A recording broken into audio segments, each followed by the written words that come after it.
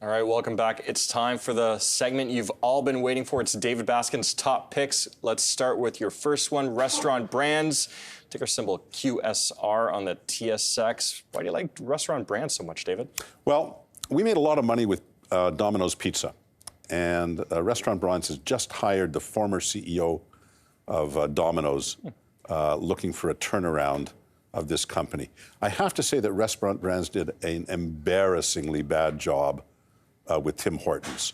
When they took over Tim Hortons, they just absolutely didn't understand anything about Canada, didn't understand where Tim Hortons fit into the Canadian psyche, and they just blew it. They didn't do such a great job with Burger King either. But I now see much better progress in those two companies.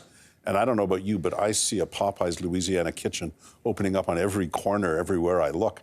The expansion of that chain is absolutely unbelievable. So combine that with a terrific CEO who's going to be very well compensated if he turns this company around. If he brings that stock price up to, say, $150, he'll retire a billionaire. Fine with me. If he's a billionaire, we're going to be making a lot of money too. So capable guy, well-incented, great real estate, good products. I think this is a good time to get into that company. I got to ask you a Tim Hortons question. They have been trying to expand internationally with various levels of success. Do you see that being a strong driver of Tim Hortons' top line going forward, or do you think that that's not necessary? No. No, they've never been able to penetrate the United States successfully, you know, against Dunkin' Donuts and so forth. I don't think that's what's going to drive this company. I think it's their sub-company, which I think is called Firehouse, Popeyes Louisiana Kitchen, Burger King. That's what's going to really drive it. But they got to make some money from Tim Hortons too. A quick second on Firehouse Subs. That's their latest acquisition. Do you think that that's also going to be something that could be a gem for Restaurant Brands, or will that need more work as well? Look, they're very good at building out franchises and building a lot of stores. It's a competitive segments. There's a lot of Subways out there, but it's also very cheap to enter. You know, you go into an average sub store, there's not a lot of fixturing needed. I see Firehouse Hopes. I see what Quiznos turned out to be. So that's going to be interesting to see how that business evolves. Yeah, absolutely. All right, your next top pick. Let's move on to Live Nation Entertainment, LYV on the NYSE. Live Nation, that's been in the news recently with Taylor Swift. Controversial, right? Yep. A lot of people don't really understand how concert ticket pricing works. Live Nation doesn't set the ticket price.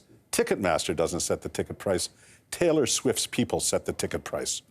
If you're Taylor Swift, you're going to fill the stadium no matter where you price the tickets. We know this because we know the scalpers can get 10 times face value. But Taylor Price doesn't want the bad publicity of setting her ticket prices at $3,000 each. Mm-hmm. So she sets them at a price that's going to overwhelm anybody who tries to sell them.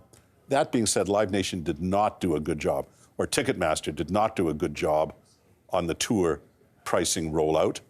They got swamped. Their website broke down. I don't know how many calls there were, a lot of which were bots.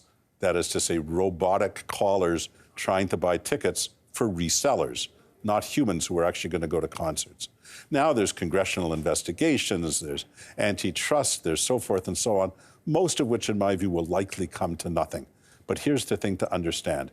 Even without Ticketmaster, Live Nation is an absolute behemoth in the live entertainment business. They control most of the venues. They have contracts with most of the main artists. They make money from everything to parking, to programs, to concessions, to T-shirts, and Ticketmaster's kind of like the topping on the ice cream. So we think this company is really, really cheap. We think it's because people don't really understand what's going on there very well, and they're spooked by these investigations. Look, if you're a congressman, great way to get publicity. Everybody's mad. I wanted to go see Taylor Swift and Ticketmaster screwed me. Well, so you have live hearings and you're sympathetic and everybody loves you and they vote you back into office. That doesn't mean they're going to put this company out of business. But doesn't that introduce any reputational risk that could weigh on the stock? Look, if you want a Taylor Swift ticket, what are you going to do?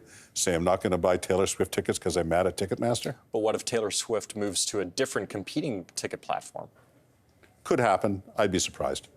All right, let's see how that shakes out. Let's see if, do you have tickets to her tour? No. All right, well, we're going to talk about Taylor Swift off camera. All right, your last top pick, Brookfield Asset Management. BAM.A on the TSX. This is a massive, giant company. Why do you like Brookfield so much? First of all, I think they have the best management of any company in Canada.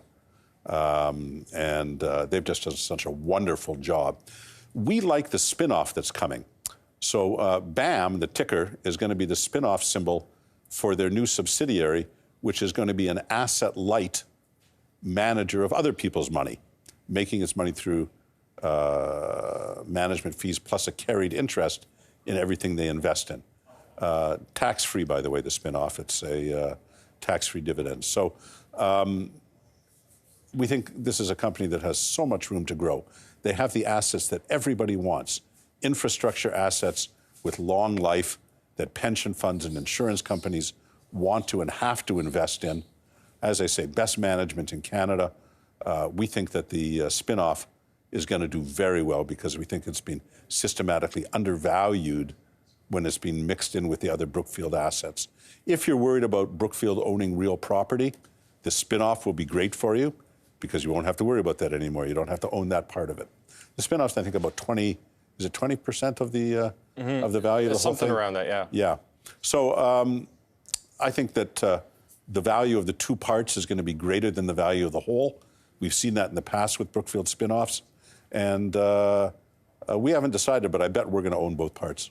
We have about a minute left before we have to end the show, but before I let you go, do you see any M&A potential once the spin-off transpires? Do you think Brookfield could get back into the M&A space on a more aggressive term there? It's an interesting question. They certainly have all the firepower in the world. I mean, they've got more money and more access to money than anybody. And if they see some, depressed assets out there, then, yeah, you could absolutely see that happening. And I guess it wouldn't surprise us very much. Well,